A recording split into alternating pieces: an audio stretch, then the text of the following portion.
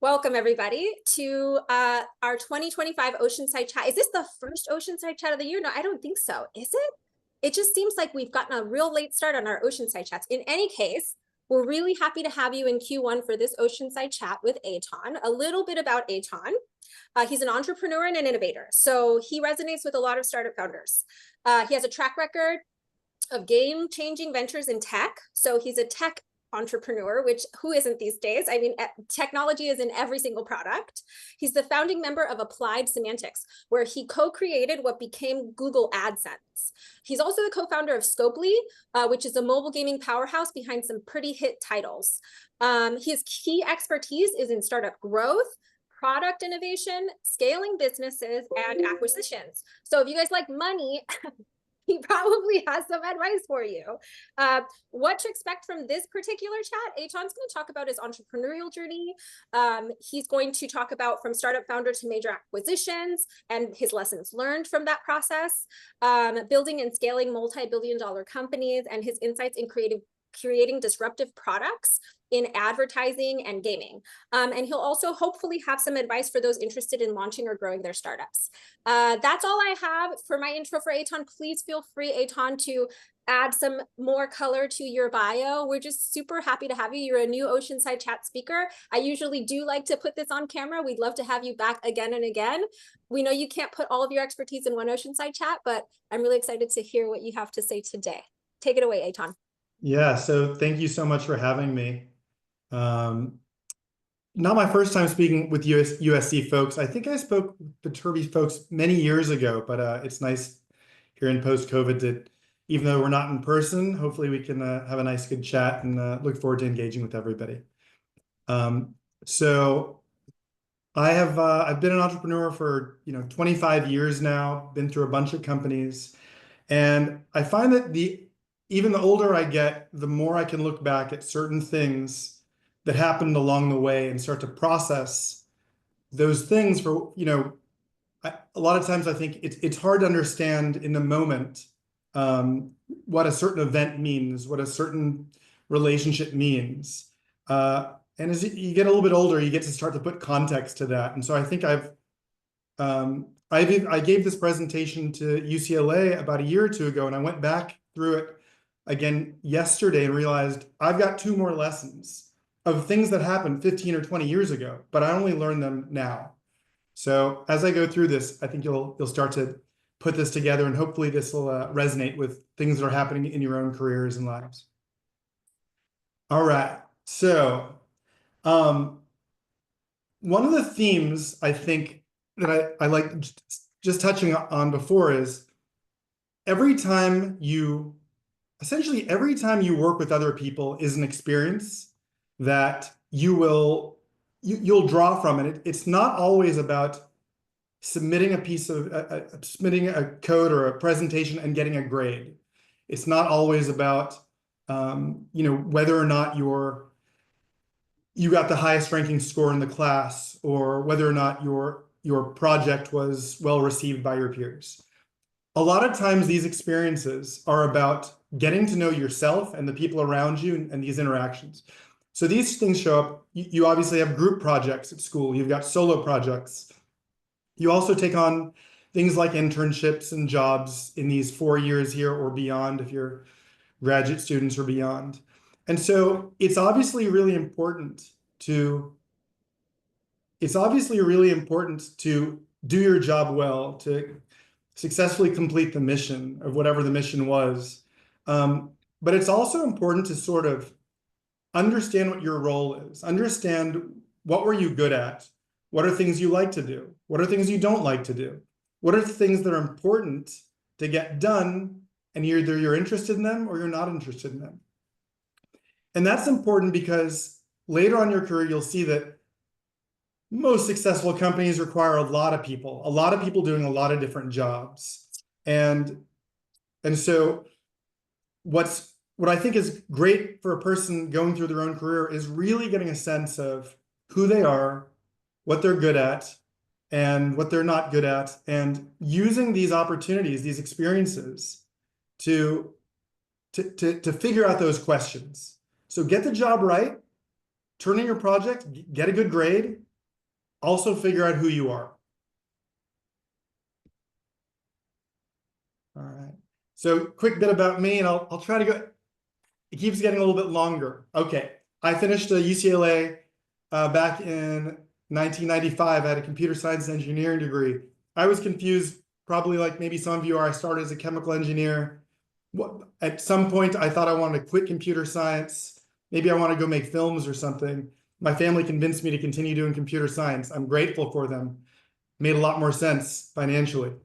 I went out, I became a technical sales engineer at a company called AMD that's now having a revival. Went on at age 25, left AMD to be one of the founding guys at Applied Semantics, where I took on a business development role. I moved from an engineer. And that's where I co-created AdSense with some other folks on my team. That company Applied Semantics got acquired by Google, and I stayed at Google for almost 5 years. I grew a really big business there that I grew to about $600 million a year of revenue. Very important experience for me. Since then, I've co-founded 3 companies: Scopely, Social Native, and Ready AI. Scopely we sold 2 years ago to the government of Saudi Arabia. Social Native and Ready AI are still going. I also took on a role as a venture partner at 10110 Ventures. We're in our 3rd fund. It's a $60 million fund. And the thing I took away later on, I thought about these things, and I kind of thought about them as these different places. Are they big companies? Are they small companies? Or are they my companies? And what I found is that there's a very, very big difference in the experience in a big company, a small company, and a my company or a your company. And I developed this matrix. We just showed up with this yesterday. Still piecing these things together late night, but hopefully these things resonate with you. Okay, here goes. A big company, I mean, you can start to look at this, but you're going to get the best salary at a big company and the worst salary at your own company. You're going to have the best quality of life at work at a big company and the hardest at your own company. You're going to have the best quality of life outside of work. That's when you want to hang out with your friends, maybe you want to play basketball or have a beer or go to a concert or whatever it is you do to have fun. That's going to be better when you work for a big company, and it's going to be worse when you work for your own company. And somewhere in the middle for a small company. Networking, resume builder, stress. You can already guess where I'm going with stress. Highest with your own company. Life game changer. Life game changer, I mean, can you make enough money to maybe do whatever you want in life? And at a big company, that's less likely. Small company, a better shot. At your own company, best chance. So there's a lot of risk reward stuff going on here. And I think it's important to, first of all, I kind of think everybody should have a little bit of experience in all, get a little bit of experience in each of those. Just start to feel, do you like to have a lot of control and responsibility and accountability? Are you a person who's accountable to yourself? Is the idea of making a lot of money one day to you not actually that important, and you really just want, say, are you trying to aim for a financial goal that will be, say, I want to buy a house and send my children to the right school, and that's it, and I don't need something more than that. I don't need the biggest house in the neighborhood. In which case, it's the trade-off of stress here. And so I don't know if people really, I think people have ideas of what they want to do, whether or not they want to go one of these 3 directions. But until you sort of feel them out a little bit, until you sort of try them out for a little bit, you may not totally know yourself. And so I'm saying, give yourself the opportunity to get into some experiences so you get to know yourself a little bit. You're young, there's plenty of time. Understand where you are so you can set to understand yourself to make good decisions when you're in your late 20s, your early 30s, your late 30s. I started my last company here at the ripe age of 47. So, you can still make decisions along the way to change these arcs. Here we go. Okay. I have some questions to move on, if you don't mind. Sure. So my first question is for the older people on the chat, you were talking about for students, kind of figuring out what you're good at and what you like. And I was wondering, when you're so far removed from that, is there a way to kind of touch back to that time? And maybe like from your experience, has what you are good at changed? Or are you still kind of inherently always that same skilled person from the beginning? Yeah, I mean, look, as I pulled up a couple pictures that I'll share with you in a moment, and um, no, we're further removed from memories. My early startup stuff is over 20 years ago, so I'm sure that I can't fully remember what it means to be at a big, at a big company the same way I might have understood it at the time. But I will say that the latter part of your question, I think I have a clear understanding, which is once I understood who I was, the last three roles I did were almost identical. I see. I learned that I'm not good at managing people, nor am I interested in managing people. I learned that I'm very focused at banging on products and building products, and I want to do more of that. I also found that I had good skills in both fundraising and recruiting. Fundraising, recruiting, and product, those three things don't overlap much. And so I came back to this chief strategy officer role because it's a roaming title and it doesn't require me to manage. And so I've done that 3 times in a row and it's working for me. I also found that I do not like to be the CEO. And this is my last question, is with that table, had your younger self seen that, right? Because you're putting this together now with all of your great expertise. Would you have which path would you have chosen right out of college? Like what would have looked appealing? Have you always been somebody who like inherently knew that you were going to be it was going to be high stress with like a lot of low immediate rewards, and you were like, I've got, when I was 22, I wanted to be in a rock band, and I was in a rock band, and I wanted more time so that we could focus on that. And so for 3 years, I worked at Advanced Micro Devices that, well, within 6 months, I realized I was probably not going to be a famous rock star. So, but I knew enough to know that it wasn't yet time yet, and that I wanted to value the best salary was also important to me. I think I looked at the job options in front of me and said, I want to make the most amount of money. I remember someone at the job interview explaining that when you leave work at 6 p.m., you can genuinely leave work at 6 p.m. And that resonated with me. thank you. Okay. If you decide, and so for me, by the time I got to age 25, I'm essentially now starting companies, feeling good about that. And that's my place in the business world. And so one of the best pieces of advice, this has come up before, I'm going to explain it. If it's your company, you should essentially talk to everybody about it. You never know where your business partners, your investment, your backers, or your employees are going to come from. And those are the things you need. You need money. You need money and people and maybe hopefully a customer. Those are the 3 things you could use. I essentially was talking to everybody. And so this is a picture, I use Midjourney, but it's my dentist. I pitched my dentist for money.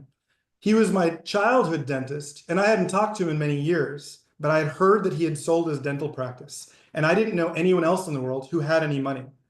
I also spoke to my great uncle through marriage.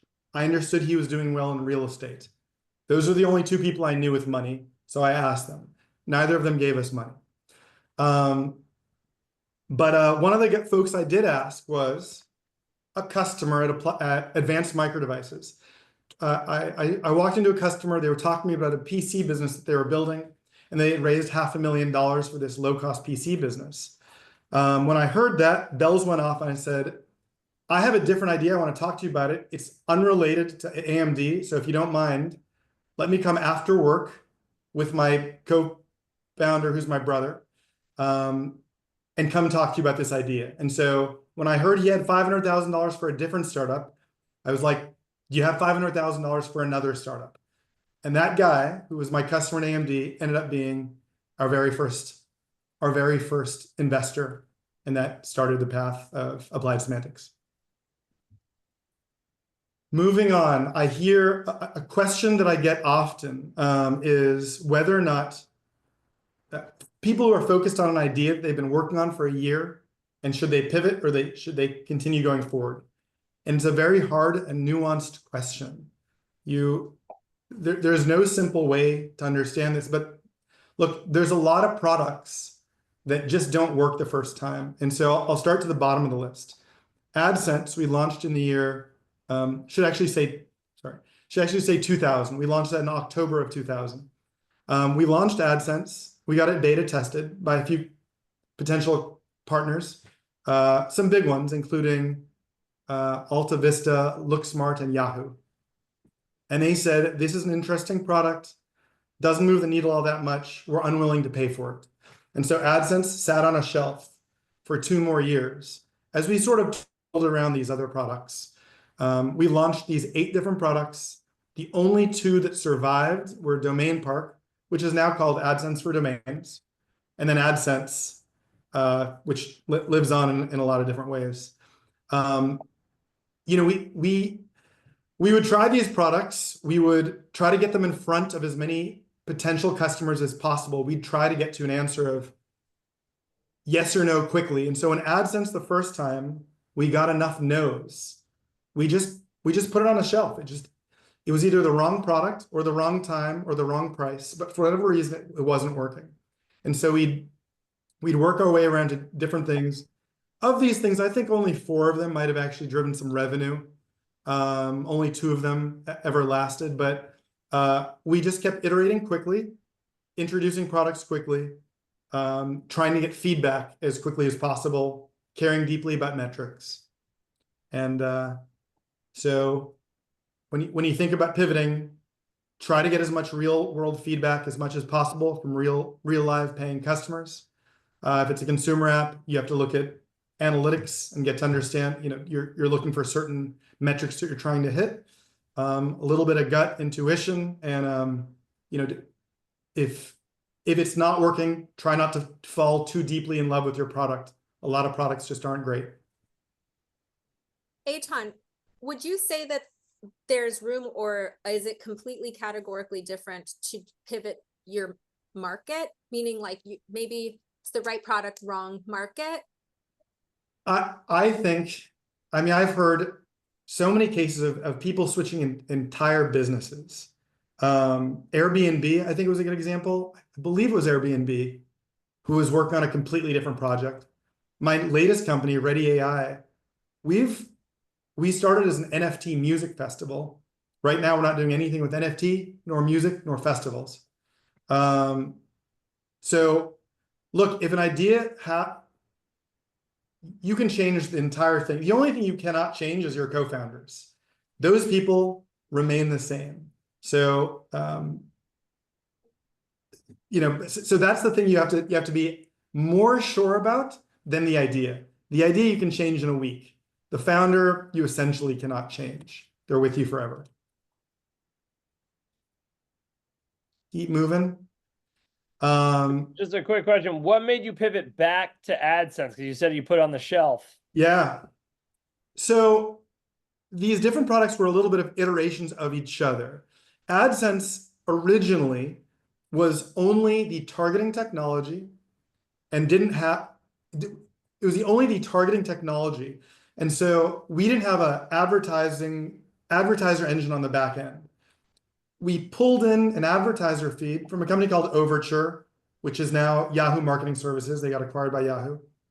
And so with AdSense, the interesting thing was we showed up with money. We said, we can pay you to use AdSense. Put AdSense on your site and we'll pay you.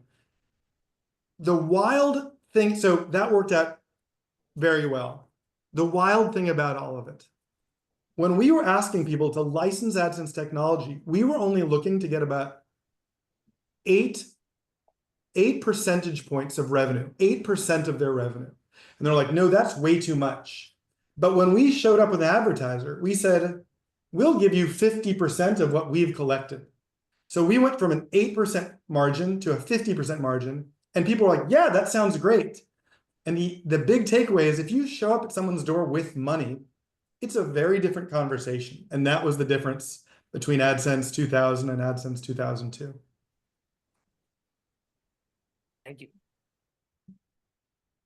I was going back through old pictures and this one came up.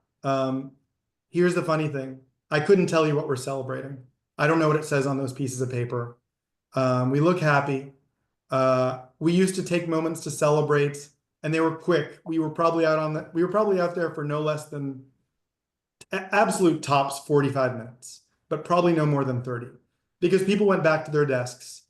And so take this moment, be proud of yourselves, cheer about something. Your work life becomes your life. And so we looked happy for that moment. I'm sure we were, well, that was a great moment, whatever it was. I couldn't tell you. And then I can think of my worst moment too. This picture on the right, I built with Midjourney, but it's really close to what it looked like in our apartment or in our house. We had 2 purple velvet sofas. We had a sleeping bag that was on the floor that often someone was sleeping in. And we had a server farm behind our sofas. So it doesn't look that far off. At our worst, we'd burned through $6.6 million of our $7 million.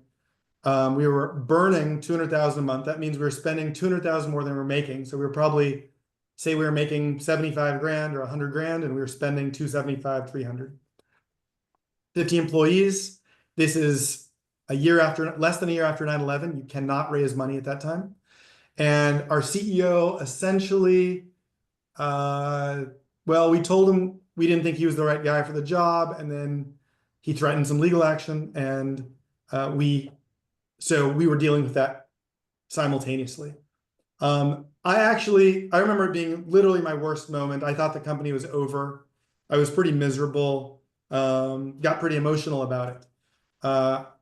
Luckily, a couple of my co-founders, including my brother, more emotionally stable for that kind of thing. This is why I'm not the CEO. I don't like to do the firing because we had to fire like 13 people that day, including a friend of mine from UCLA who I got a degree with. And I didn't want to do those things and I didn't feel good about them. But somebody had to do it. So we fired, laid off, got, 13, 14 people. We pushed ahead on, we negotiated with a couple of vendors to pay them late. We did whatever we could, and we had a product, Domain Park, that was starting to do well. And I want to say we got down to roughly $100,000 in the bank before it was like an airplane. It was heading straight down and barely kind of got horizontal right before hitting the earth and started turning upwards and to the right. And so, you're going to have a lot of great moments. You're going to have a lot of very hard moments. And as I remember it, my memory, I can think of probably more stressful moments than good moments. It was more of these than these.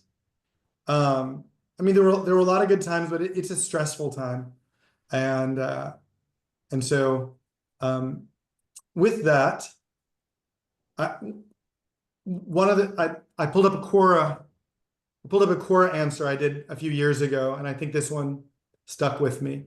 Someone asked, is it better to own 100% of a small company or 10% of a, can't see my things in front here, 10% of a something else company? Big company. Of a big company, yeah. And for me, one of the big takeaways is that I really do fondly look back at the journey, even the hard parts, that we went through this thing together. The same way that if you do a big hike, climb a mountain, get through a big project, you had a challenge as a team, you got together, you were able to climb this mountain. I think life often gives you mountains. I think life inherently gives you mountains. You go looking for mountains to climb, metaphorical mountains, of course. And this is what life is about. Like it's fun to have these hard journeys when you can look back. Once you're done with them, you can look back nostalgically at some of those moments and appreciate them for what they mean later on. Also, look, you know, a bigger company has a better chance of a bigger exit. And I've seen this happen before. I saw it with Scopely. You know, Scopely, we had a lot of employees. We came up to a much bigger outcome, and there's a lot of dilution. When you raise 6 rounds of funding, you dilute the company far, far greater than when you have just a startup who did a single round or no rounds. And so in some ways I've seen it. I've seen the guys who have built their own company to a $50 million sale. And I've seen the guys who have built a big venture funded company to $1 billion sale. And literally the financial outcome for both of those two is almost identical. I've seen this happen multiple times. The only difference, and for me this was important, was you get to have some shared experiences. And as you grow older, I think you'll treasure some of those shared experiences. Maybe you'll build some lifelong friends or bonds. Could be the opposite. You might also have built some lifelong enemies probably as well. But it's okay. It's all part of the journey. And so that's how I answer that question. Can I ask a question regarding? Sure. So I feel like I'm not putting words in your mouth, but in a lot of ways, being a startup founder, co-founders, it's almost like trauma bonding. You guys are experiencing such traumatic, moments together that you'll never forget them, right? It kind of like it molds you all together. Knowing that that's the case, and knowing that you've gone through this multiple times, and knowing that like founders have terrible work-life balance, have you like learned how to incorporate coping or just more of a balance in the work, like taking breaks, or like, I don't know, do you meditate? Like, have you learned ways to kind of manage the traumas that you will you have to experience? And I think that that's what you sign up for, but it doesn't necessarily mean that you always have to be in the gutter, right? Like, I'm sure you probably do that a lot better now than you used to. I'm just wondering if you have any suggestions for founders who haven't developed those skills. Yeah, I'll tell you what, I'm a guy who has a hard time unplugging. I love metrics. I love metrics so much. I'm addicted to looking at metrics. I have a hard time unplugging, and I think you're asking me this question now, I don't think I figured that one out. I hope that by the age of 55 or 60, I'll have better figure out the answer to that one. But for now, I always do 10,000 steps a day. I found for me, I don't like to eat before noon. I just like to drink a little bit of coffee. I like to try to do a little bit of exercise. I have a weekly basketball game that I'm committed to. And I've got some hobby outside work. I like to make music. So look, I try to spend time with my family, of course.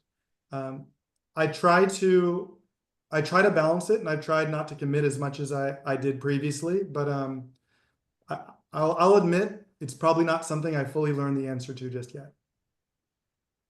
That's totally fair. Yeah. I don't think there is a real correct answer for it, but I also know that it is something that I just see pretty routinely with the founders at the garage. It's just so much. Yeah, and in some ways it just gets. There's even every year there's more to look at. There's more metrics to look at, more data to look at, more companies to build. AI is so exciting. There's so many things happening right now. It's hard to slow down. Here was a great moment. This is the party after we'd sold the company to Google. We made this surfboard for them. We thought because we're from LA, hang 10 to the 100th power, Google. They gave that gift back to us, and it sat in our office. And so, look, this is what it was about. The guy on the right, I'm friends with both of these guys, but the guy on the right remained long-term friends. I'm heading to his wedding in a few months. We've been in touch. We met because of this job, and we've been in touch 10 times a year for the last 25 years. So made a good friend. All right. Okay. As you're picking your co-founders, this is the most important. If you decide to build your own startup, if you decide to go that direction, you're going to have to pick some co-founders. You're going to have to pick some people to work with. And I think there's sort of categories of the things you have to be aligned on and the things you don't have to be aligned on.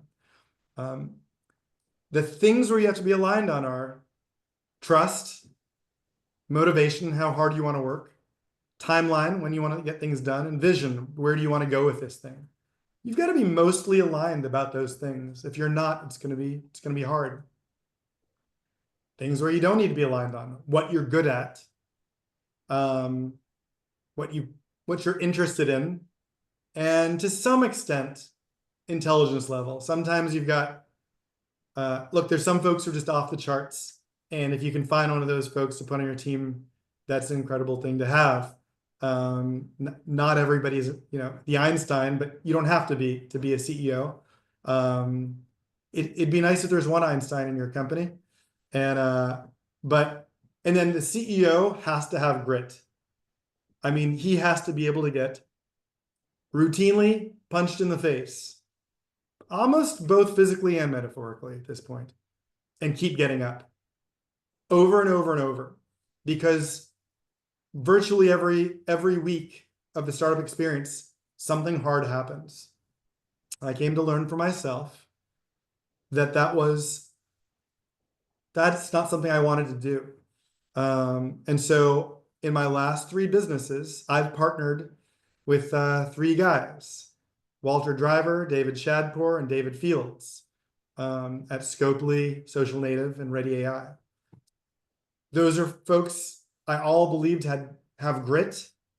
And so it was important to me when I was partnering up in my later companies I started, that they had that critical piece. I think I've got some, not as much as them. I mean, but what's interesting is personalities are still different. Grit comes from all sorts of places. I think there are silver spoon to gritty people. I think there came from humble beginnings gritty people. Gritty people are everywhere. And it's not always related to sort of the means they had when they grew up. All right. All right, unicorn. Okay, so my other side business, I work on angel investing. I've made 63 angel investments and just updated this yesterday too. I made this fun picture on Midjourney. Hope you appreciate it. The 6 companies were Climate Corporation. I met a guy named David Friedberg, who's on the All In podcast. And I met him while I was at Google. And he seemed like a really interesting guy to me. He told me that he was quitting Google to start this business. And he mentioned to me that he was leaving 2 years of stock options on the table. I calculated the amount of stock he was leaving on the table. And I thought, you're leaving this much money on the table. You really want to do that? And he said, I must do this idea now. It was that conviction that said, I don't quite understand how your business is going to make money, but you've got my check.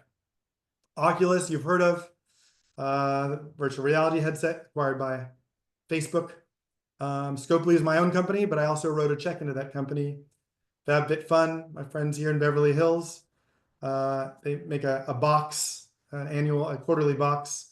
Anduril is the most important, newest defense technology company in LA. I met Oculus. How did I meet Oculus? I met Brendan Uribe in a bar. My friends go to watch football games on Sundays. I'm not very interested in watching football games on Sundays, but they'd go every single week. Once per year, I'd go and join them for their football games, because I wanted to not lose touch with my friends despite not being interested in watching football. But at that bar, who was also watching the game, was the founder of Oculus. And I don't know if he was that interested in the game either, but he was out there and we exchanged ideas. And I wrote a check to Oculus and he wrote a check to Scopely. I met Palmer Luckey, and Palmer allowed me to invest in Anduril. That was great. Another company here in LA, Video Amp, supposed to be a unicorn. I just did this yesterday. I didn't even realize how high it was. I'm up to 21 zeros. So 1/3 exactly of the companies I've written a check to have gone to zero. gives you an idea about your chances here. That's not to put so much of a dampener on it. I think I'm fairly good at this job. So and then there's a bunch of pendings. Let's assume that a bunch of those pendings, let's say another 9 of those make their way to zeros. I'm basically 50% of the time these companies are going to zero.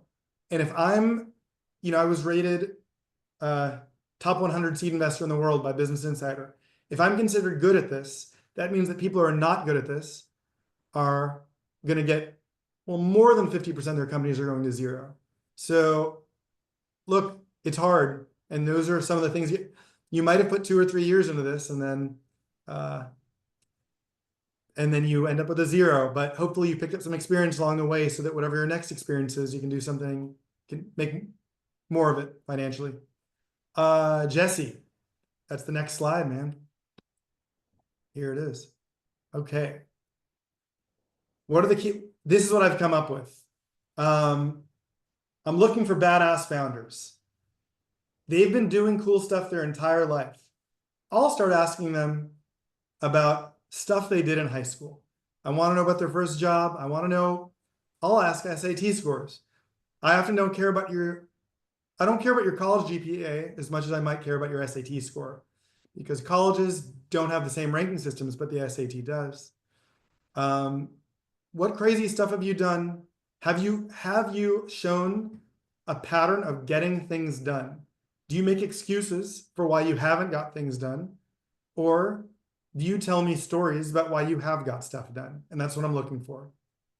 And I want to hear the story, I want to hear the path of how this thing got done. So if it, I'll dig in a little bit to hear about, where'd you come up with this product idea? How'd you come up with it? How did you market it? Where'd you find your first customers?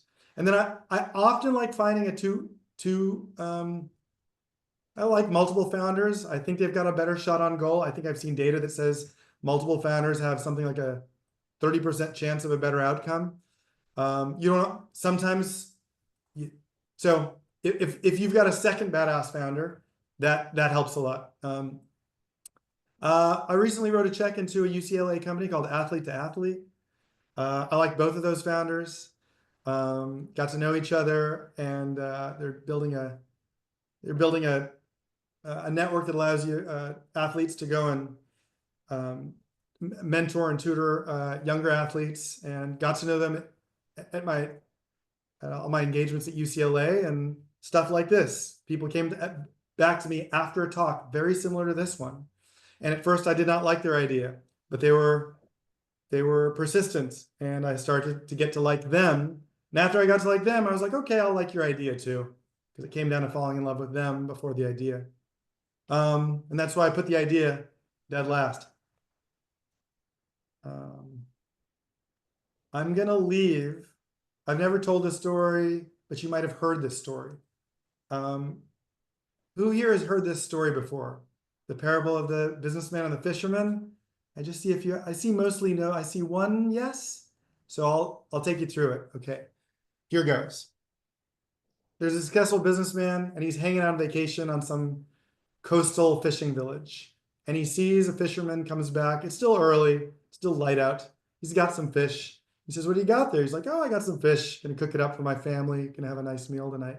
He's like, oh, great. Well, looks like you got a, good looking stuff in there. But it's kind of early. How come you came in so early? Why don't you catch more fish? He's like, well, why would I do that? He's like, well, you catch more fish and buy yourself a bigger boat. He's like, okay. And then what? He's like, well, if you buy yourself a bigger boat, you can start making enough money, you'll buy additional boats. You can empower other fishermen. You'd have a whole fleet of boats catching fish. Like, well, then what? He's like, then you get yourself a processing plant. You get into the distribution of the fish. You get the fish out to all the local markets. You start making additional margin there. Then you're a wealthy business owner. You could do anything you want. He's like, what do you want to do? He's like, just want to go out, catch fish, come home early, hang out with my family, have dinner, have some wine. So the moral of the story is, this guy was already doing everything he needed to do. He didn't need to go through 15 or 20-year exercise of growing his business to go back and live the life he already wanted to live. I've told this story to my wife so many times that she's annoyed me with me. She said, why do you keep telling me this story? I guess the story for me, it kind of keeps, it sort of, in some ways, it kind of keeps changing. But I was definitely, I sort of felt, I felt I was the young fisherman who wanted to build the bigger boat and expand the fleet. And I went through all of that. And I went for it. I went for the story that the businessman told. That businessman to me might have been, someone came to UCLA. It was the founder of Earthlink, Sky Dayton. And he told this whole story about how he built Earthlink. And I looked up at him and I was like, that sounds like exactly like I want to do. I want to go do what Sky Dayton's doing. And so I went and I became that businessman. And then now sometimes I'm speaking to a lot of young kids. I'm telling them how you can build a business, you can build a business, you can build a business. As I'm getting, as I've rolled off of Scopely and having a little bit more time for myself, now I get to do something I wanted to do again. I hadn't made music in years, but now all of a sudden I get to play around on my computer at night, make a little bit of music. Now I'm becoming the older fisherman. I've told this story for years, and I sort of feel like I've played all three roles. And so I guess the takeaway to you all is, along the way, ask yourself, what is the goal? And in some ways, let the goal lead you towards your path. Just keep an eye out. It's not always, perhaps it's not always just build for the sake of building, because as we talked about, like once you're in that, it's sometimes hard to get off of that boat, that building boat. So hope that story has some sort of a takeaway from you. It's a story I treasure. All right, that is the last slide. It's a great way to end this presentation. I would like to invite anyone who has questions to use the hand raise function and ask. I'll start by just, number one, thanking you for such a great and thorough presentation of your entrepreneurial journey, or journeys, right? Because it's not just one venture that you've managed to successfully take from 0 to 100. I guess, just thinking about the founders in the garage and knowing, because we've had successful entrepreneurs come in and talk about their journeys, and recognizing that it's not a linear process, and then there's all these nuances, right? It's not the same story every time. Could you, one of the things that we talk about once it's all over is the kind of like information we didn't get, which is what was uniquely available to you, or like, I mean, like it falls within that kind of framework of privilege, right? Like what privileged opportunities would you say bolstered your success so that those things are made aware to everyone? Or have you spent any time really thinking about those things? Because sometimes suggesting like, do this, and then you'll be successful is not necessarily untrue. It's true. That's true for that story, right? But there's these underlying realities that often don't get talked about, which is like what unique privileged opportunities were kind of spattered along the way that helped you to do that, all of that, I was asked, a friend of mine asked me this question recently, and he said, can you think of any mentors along the way? He had mentioned he had some mentors along the way that proved pivotal. I legitimately and honestly go back to try to think to a mentor, and outside of my own father, my own brother, I don't really believe that there was any one person I can point to who really went out of their way to help us. We did not come from money. We were so far away from money that I didn't know anyone with money except a dentist from my childhood. So if you want to get spiritual, I think the universe may have been very helpful to me. And so it's possible that the universe provides opportunities that they want you to believe you're working for it, because it wouldn't be fun to be a trust fund baby if the universe told you that they were handing opportunities to you. You wouldn't feel very proud of yourself. So it's possible that the universe doesn't clue you into the fact that the universe was helping you all along the way. So I cannot discount that. That's a very likely possibility that that's what's happening.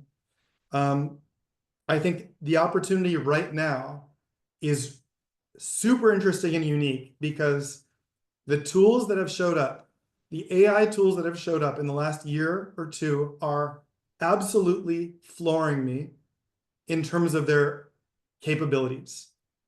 You can build a company for next to no money with next to no people that's making real money, built on top of all these AI platforms and frameworks that are available to all of us. I don't feel like the playing field has ever been more leveled than it is today. If even years ago, my privilege was that I got to go to UCLA, whereas somebody else did not get to go to UCLA. Or that my older brother had a computer in his house, he got a computer, and so I learned to program. So maybe that's a privilege. You strip that kind of stuff out right now, the tools, the cost, the low cost availability of incredible AI tools that anybody can build on is unlike anything I've ever seen in all of my years building businesses.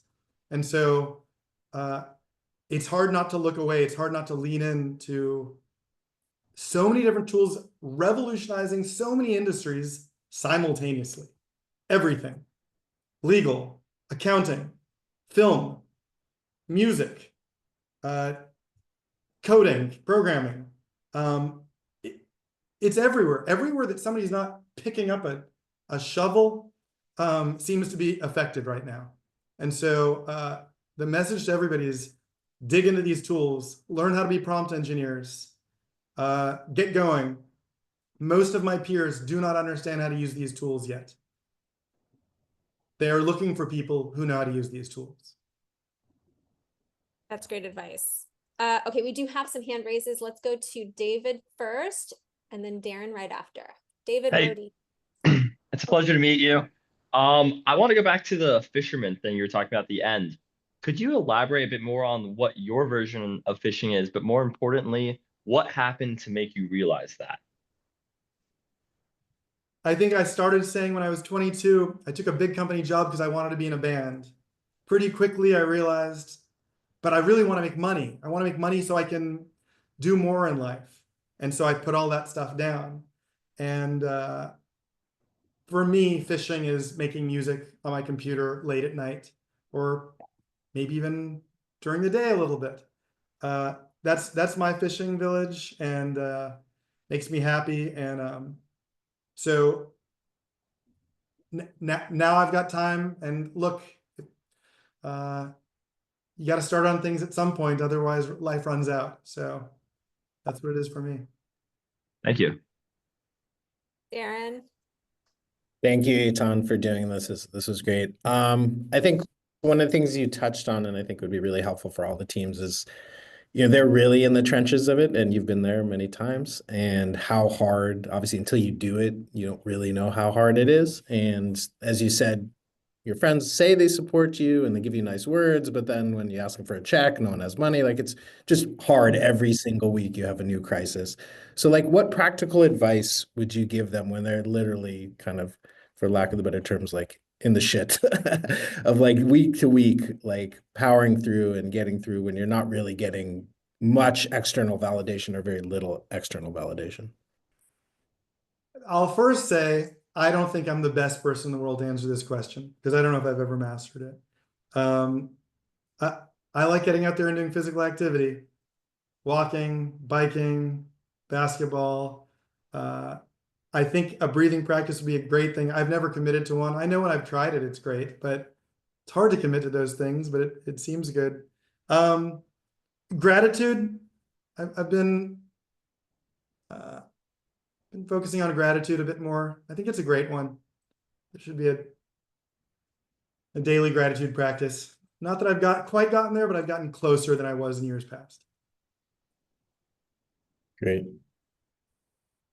We have a question from Maddie. Hi, yeah.